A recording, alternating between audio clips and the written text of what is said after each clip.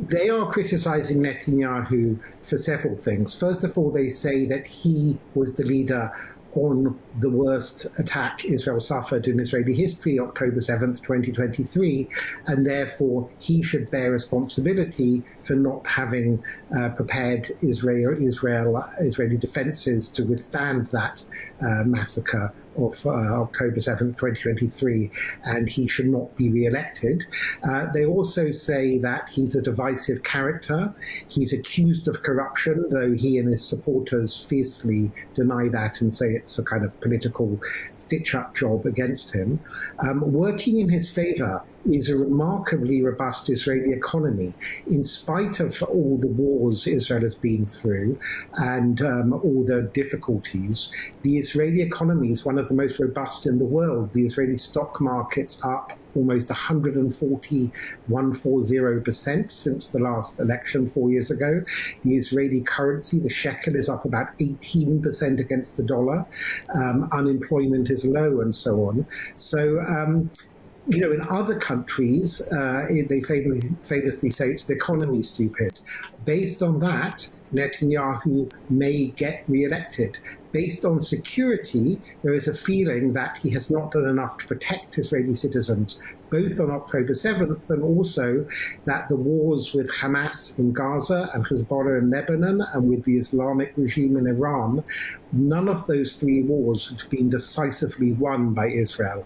Israel has pushed back very hard against Hamas, Hezbollah, and the Iranian government, but all three entities are still standing, and therefore Netanyahu is criticized for not having decisively won any of those three wars.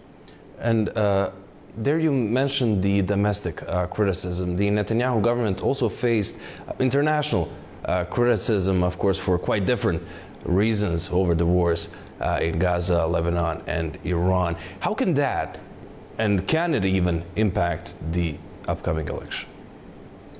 Well, very little, because, you have some far-left parties who are joining in some of the fiercest international critics and calling Netanyahu a war criminal and so on, but those parties may not even get into the Knesset. They represent only a tiny proportion of Israelis. And in fact, there are many in Israel who think Netanyahu has not been tough enough, and he's been too hesitant in these wars. And those people are not just necessarily on the right. Two of the opposition parties, the Israeli Labour Party, which has now renamed itself the Democrats, is led by a former general who is speaking very tough. And Eisenkot, who I just mentioned, who's neck and neck in the polls, who's a centrist, is also talking very tough.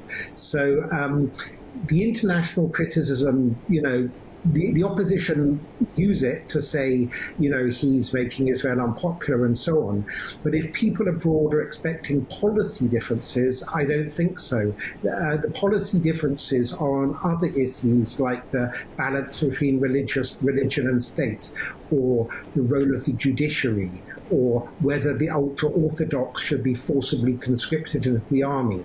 They don't tend to be about whether or not Israel should robustly defend themselves, as Israelis would see it, against Hezbollah and Hamas.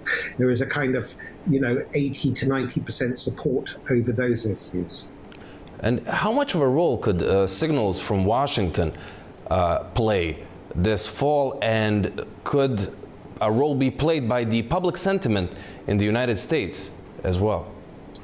Well, yes, and obviously, Trump and President Trump being who he is, blows hot and cold. One moment he says admiring stuff about Netanyahu, and the next moment he's very downright rude about him.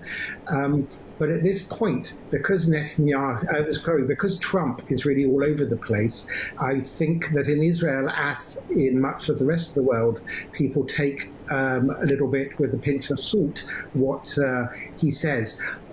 One thing that does work in Netanyahu's favor is his English is absolutely fluent. Some people say he speaks better English than a lot of English people or Americans, whereas Eisenkot, his main rival, he doesn't really speak English at all. And people may think, look, it's very important for Israel to have a prime minister, given the fact it's so involved in international affairs and international pressure. It's very important to have a prime minister who does speak fluent English.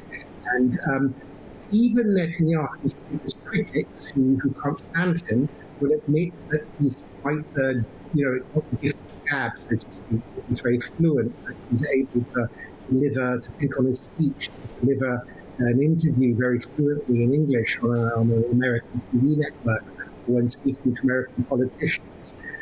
So I'm not sure that international pressure will be very relevant in this election, one way or the other.